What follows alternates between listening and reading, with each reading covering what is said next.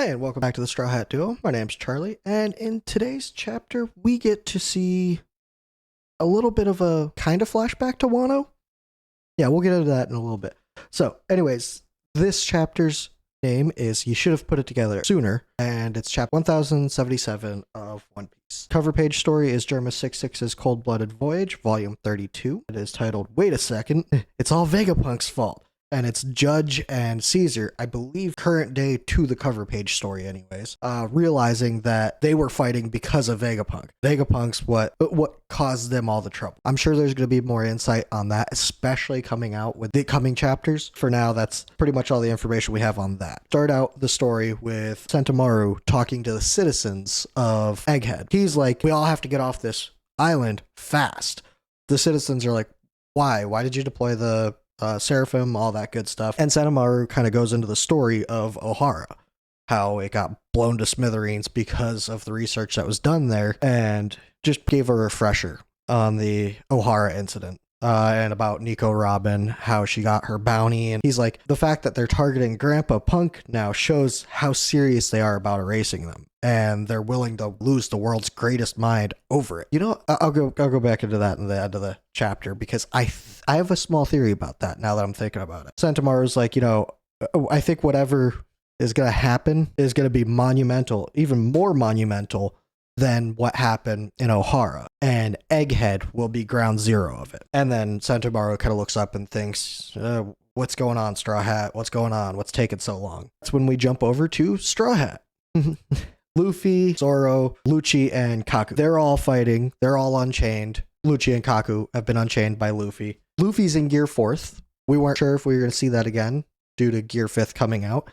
Looks like he is still using Gear 4th, so cool. So he uses Kong Organ, and Lucci uses Handgun Yellow Lotus on the pacifista of Esper, Kuma. They both hit him, direct hit, and then we see Zoro and Kaku fighting the Mihawk Seraphim. S-Hawk? S-Hawk? Yeah, I think it's S-Hawk. Kaku uses Tempest Kick Onslaught, and Zoro uses One Sword Style I Lethal Lion Song. I don't, yeah. Either way, both the Seraphim get hit by it and then kind of stand up and start brushing it off. Luffy gets all, you know, upset and throws a temper tantrum, starts stomping around. He's like, they're getting up way too easily. Do they think they're Kaido or something? Cut it out already. And that just kind of proves that Luffy understands Kaido's strength. He's comparing these Seraphim to Kaido. That means that's huge. They are extremely powerful, and we haven't even seen their top end yet. They're still kids. So these could be very, very dangerous weapons against the Straw Hats, for sure. We now zoom in on Zoro, and he's like, now that you mention it, they do kind of remind me of King, like that guy I fought in Wano. And Shaka, Vegapunk Shaka, goes, a Lunarian on Kaido's crew? Zoro's like, I never caught what his people were called, but, you know, Shaka's like, I see, that must have been Albert, which is King, the test subject that long ago escaped Punk Hazard with Kaido. He continues on, he's like, the Seraphim owe their toughness to his Lunarian blood. Zoro's like, yeah, no kidding. Huh. In that case, pay attention to the flames on their back. Our attacks will only be effective when they go out. They're like, wait, what, really? It's hilarious that Zoro is giving direction in this fight, because it's the only time he can give direction. If you ask him for directions anywhere, you're going to get lost. In a fight, though, trust his instinct. Either way, Zoro's like, you know, my bad. If I had clocked it sooner, I could have saved us some stamina. And Lucci's like, no matter. With this intel, we can finally make some progress. Zoro should have just dropped it at that. But with like a straight face, he goes, yeah, there wasn't much about King to clue me in. He only had a couple of unique features. White hair, brown skin, black wings, and the flame on his back. And that's pretty much describing all of the features of the Seraphim. And all of them look pissed off at him. Lucci, Kaku, and Luffy all look at him, yell at him, you should have put it together sooner. Hence the chapter name.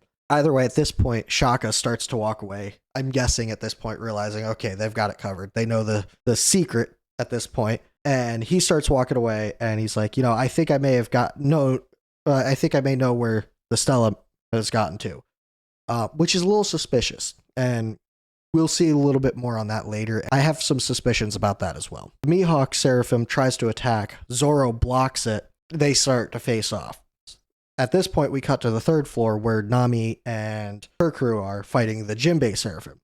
She uses Zeus and uses a Thunderbolt attack on it. He gets zapped, direct hit, and smoke's coming out of his mouth, and he falls backwards. But when he falls backwards, he falls into the ground, goes into swimming, because he's got the swim fruit. Brook notices this, keeps an eye out for Nami, says, hey, look out, he's going to attack. He pops up behind Nami and gets ready to attack.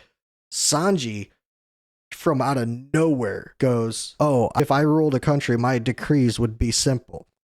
Decree 1, anyone who threatens Nami-san will face capital punishment. Decree 9, anyone who makes her scream will receive a rare fillet strike, and just pretty much drop kicks Jinbei, knocking him away. And he, lands on his knee in front of Nami and goes, are you okay, Nami-san? I can take care of this. Or you won't get another warning, small fry. And at this point, Sanji's eyebrow actually flips to, the evil side. I don't know if this means anything, but it could be like a form for Sanji going forward. But he goes, I don't give a damn if you're a kid or another Jinbei. I'll be your judge, jury, and executioner. And we cut away from that at this point. So then we go to a different part of floor 3 where Usopp's group is, and they're fighting S-Snake, the boa Seraphim. So Usopp, Frankie, and the 2 Seraphim. Lilith, that's her name, uses the bubble gun, which she shoots that at the boa Seraphim, and the boa Seraphim just kind of brushes it off. But as soon as she brushes it off, she just drops. And that's because with the green blood that she has, the bubbles are designed to harness the ocean's energy. So they're, her weak spot. I imagine Usopp is going to take all of this in, and he is going to develop something for the final war, because the Seraphim will definitely play a part in whatever final war they have. The government has this knowledge, and they're willing to knock out Vegapunk, take out Vegapunk from the world. They have resources. They may have a way to replicate him, so to say. So at this point, Usopp's cheering on, yeah, good job. Frankie goes in to try and catch her. The boa Seraphim, kicks him away, sends him flying. Frankie's like, I guess it's worn off already. And Lilith's like, yeah, that's because it just grazed her. So at this point, the boa Seraphim gets all tsundere and, mad and shoots a laser at them. Frankie gets behind her again. What he does is he drops the bubble right on her, which, takes away her power, and she starts crying, acting cute. Usopp and Lilith in the background are cheering him on, and they're like, yeah, you're a genius. You used that bubble perfectly. And Seraphim starts acting all cute and, goes, oh, this is agonizing. And he goes, oh, sorry. And at that point, she uses the petrification on him, and he gets half petrified. We don't see if he gets petrified the rest of the way, but we see him getting petrified. At this point, Usopp and Lilith freak out, and Lilith shoots the bubble at her, but she dodges it, starts acting cute to them. They go, aw, and because of her power, they think she's cute, and she uses the love fruit and petrifies Lilith and Usopp. So 2 of the Straw Hats have been taken out. There's got to be a way to bring them back. Either that or Boa is actually going to show up. Or Boa is actually going to be sought out, and she does have a way to undo the petrification. Either that or Vegapunk may have a way too. Vegapunk may order the Seraphim to take away that petrification. Who knows? So at this point, we cut over to the second to last page. No double page spreads in this one. Just notice that. We cut over to the second to last page, and we're in underground old Devil Fruit research lab. Shaka is going downstairs, and he comes across the pod where he hears a bunch of voices coming out of. He opens up the pod, and he's like, wait, it can't be. You're those missing Cypher Pole agents. I thought you had come and gone ages ago. Why are you here? They start pleading for their life, and we see Vegapunk there. And he goes, Shaka. Shaka goes, Stella, so this is where you were. Who could have done this? I'm glad you're okay. Let me help. Vegapunk, at this point, looks at him, says, say, Shaka, who's that you brought with you? And then we see a gun click. And then on the last page, we hear a bang and Shaka gets shot straight through the head. Blood spurts everywhere, and he drops. Vegapunk looks shocked. He yells out Shaka. The Cypher Pole agents freak out, going, he's been shot. What's going on? Who's that? We see Shaka hit the ground, blood, coming out of him, and we hear katak, katak, katak. And the narrator says, snuffing out hope with a single shot. And that's the last page. As far as I remember, there is no break next week. We're not going to get a resolution to that just yet. It's still far too early to get a resolution to who the traitor is. But I have some theories about that. I'm thinking that maybe the government somehow created a clone of Vegapunk himself, same as he did somewhat with the satellites, right?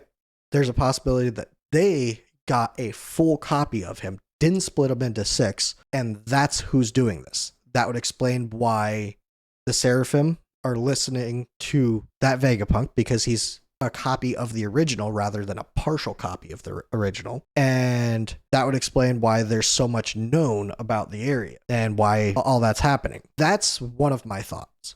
Another one of my thoughts is Shaka could be the traitor. A clone of Shaka could be the traitor. Shaka could have a second clone. He always seems like the more intellectual one.